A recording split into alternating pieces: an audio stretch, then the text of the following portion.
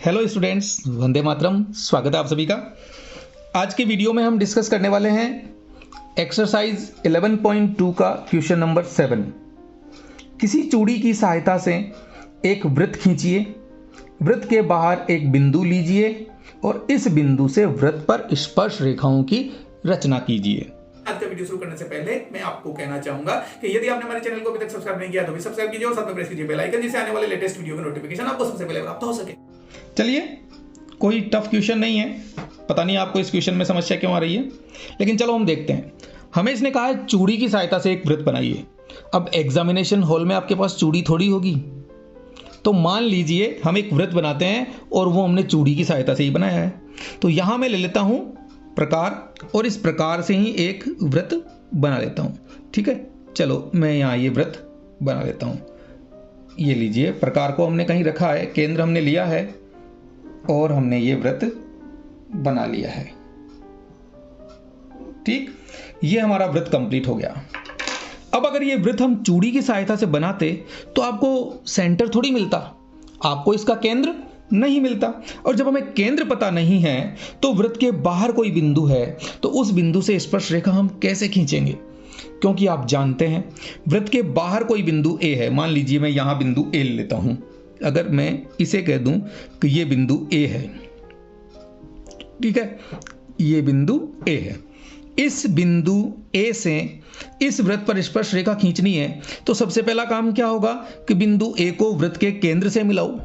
लेकिन हमने वृत्त बनाया है चूड़ी से, और चूड़ी से बनाने पर हमें केंद्र मिला ही नहीं, केंद्र का यूज ही नहीं हुआ। तो केंद्र यहां कहीं भी हो सकता है।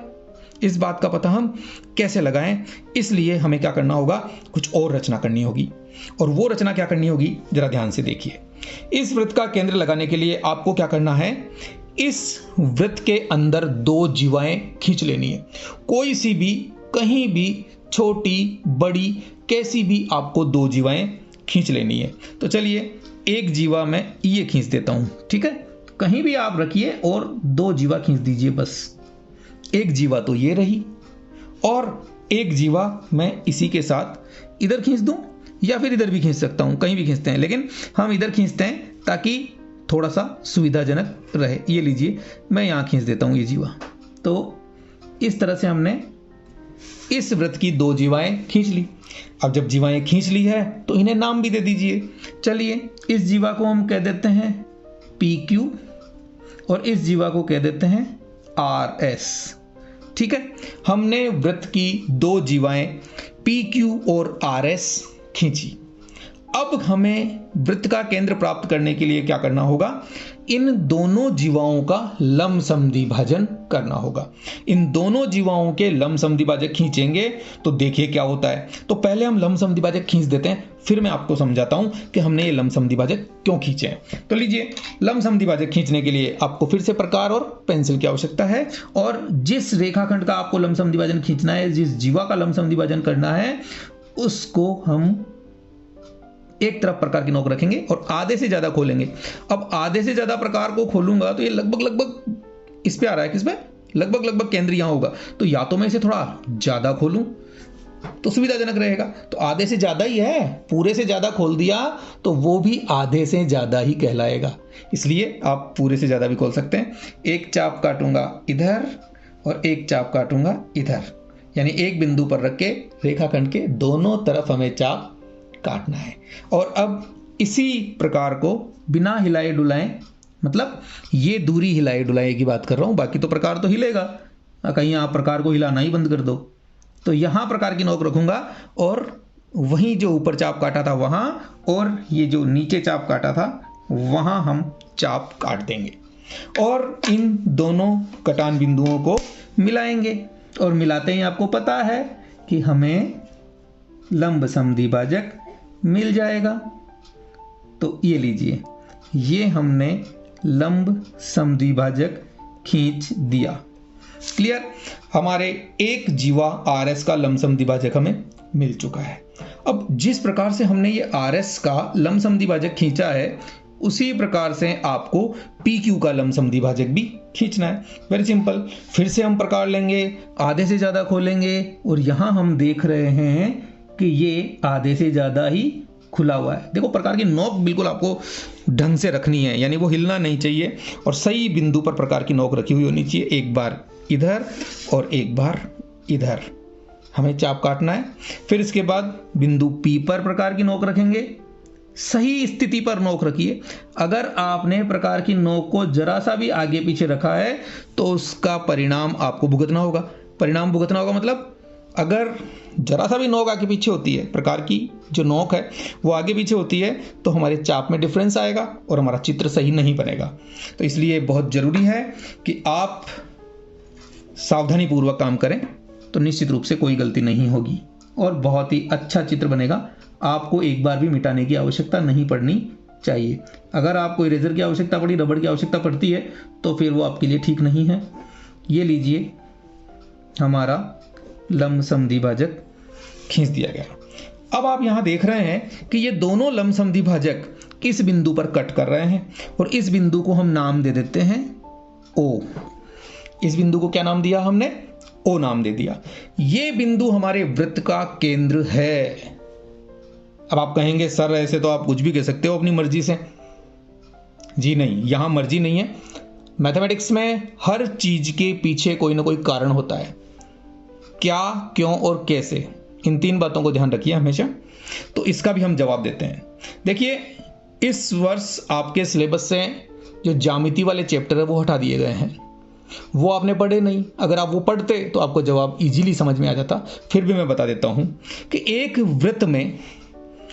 वृत्त में केंद्र से अगर जीवा पर लंब डाला जाता है, केंद्र से जीवा पर लंब डाला जाता है तो वो जीवा को समद्विभाजित करता है।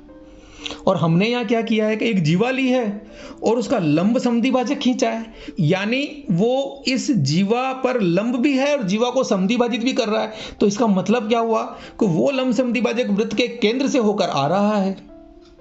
और अब एक लंब समद्विभाजक खींचने से हमें वृत्त के केंद्र का पता नहीं लग रहा, क्योंकि ये तो क्लियर हो गया कि जो केंद्र है वो क्या है, इस लंब समद्विभाजक पर स्थित है।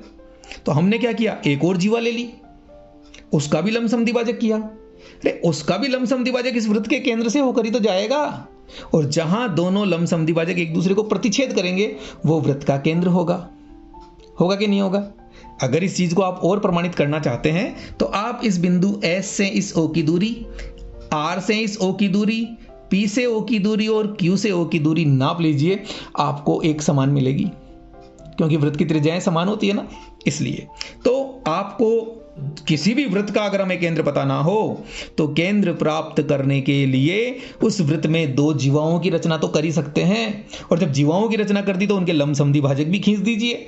लंब समद्विभाजकों का प्रतिच्छेद बिंदु आपके इस वृत्त का केंद्र होगा। क्लियर है?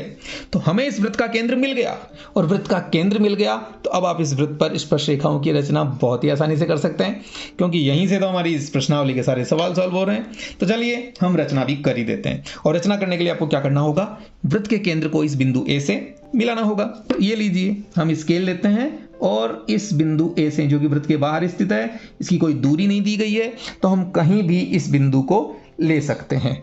वृत्त के बाहर इस बिंदु से हम इस केंद्र को मिला देते हैं।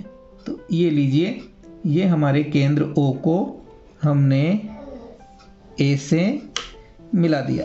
ये रहा हमारा A, ठीक है। इस A से हमने इसको मिला दिया। तो मिलाने के बाद क्या करना होता है, इस रेखाखंड OA का लंब समद्विभाजन करना होता है। तो ये लीजिए, हमने प्रकार लिया, बिंदु A पर रखा, आधे से ज़्यादा खुला हुआ है, और ज़्यादा खोलना है तो खोल लीजिए, क्योंकि चाप अगर थोड़ा दूर कटेगा तो निश्चित रूप से आपको बेनिफिट होगा। वृत्त के अंदर ना रहे, वृत्त के बाहर रहे। ये हमने बिंदु O पर रखा और हमने फिर से चाप काट दिए। अगर आपको लग रहा है कि ये चाप थोड़ा सा छोटा पड़ गया तो ये लीजिए, ओवरराइट होने से बचिए। डार्क नहीं होना चाहिए, लगना चाहिए क्या आपने 2 बार नहीं खींचा है, ऐसा लगना चाहिए। और देख लीजिए, आपको कहीं भी लग रहा हो तो नहीं है ना। अगर प्रकार हिलता है तो ऐसा लगता है, और हमारा प्रकार हिल नहीं रहा। काम जब भी आप ये कंस्ट्रक्शन का करें तो आपका प्रकार हिलना नहीं चाहिए, इस बात का आपको विशेष ध्यान रखना है। अब हम क्या करते हैं, इन बिंदुओं को, ये जो कटान बिंदुओं में मिले, इन्हें मिलाते हुए लंब समद्विभाजक खींचते हैं। ये लीजिए,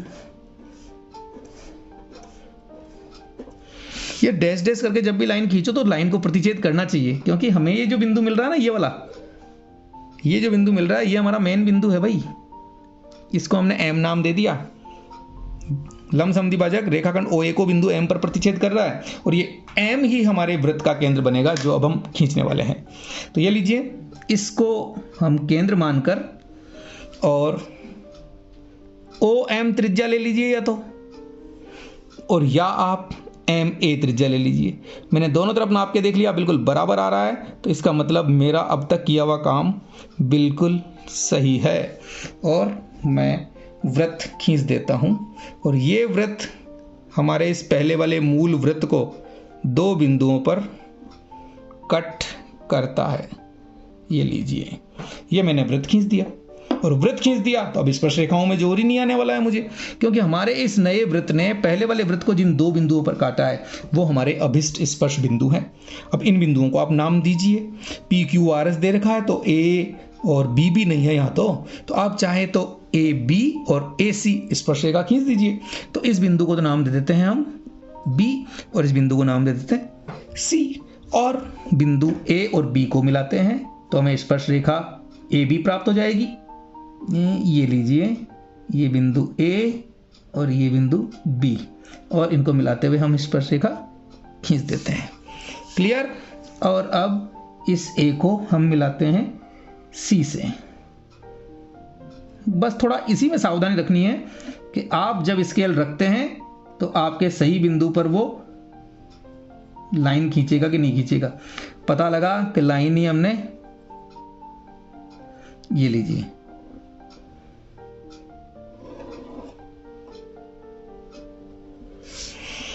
ये हमारी अभिष्ट स्पर्श रेखा AB और AC हमें प्राप्त हो गई। कोई मुश्किल काम नहीं था, बहुत इजी था। नया काम सिर्फ इतना सा था कि दो जीवाएं खींचनी थी और जीवाओं के लंबसमद्विभाजक खींचने थे। लंबसमद्विभाजक तो आपको खींचना वैसे ही आता है, तो कहीं कोई टेंशन नहीं। आपका क्वेश्चन नंबर 7 भी कंप्लीट हो गया है, और इसकी रचना की भी अगर आपको आवश्यकता है तो आप मुझे कमेंट कर सकते हैं। कमेंट करने पर मैं आपको रचना डिस्क्रिप्शन में डाल दूंगा, ठीक है। तो ये सवाल भी आपका पूरा हो गया। अगर सवाल आपको अच्छे से समझ में आया तो वीडियो को लाइक करना मत भूलिएगा, और आप हमारे चैनल पर नए हैं तो सब्सक्राइब भी कर लीजिएगा। Okay bye. और किसी क्वेश्चन में आप समस्या आती है तो मुझे कमेंट कर सकते हैं, और क्वेश्चन भी मैं आपको सॉल्व करके बता दूंगा।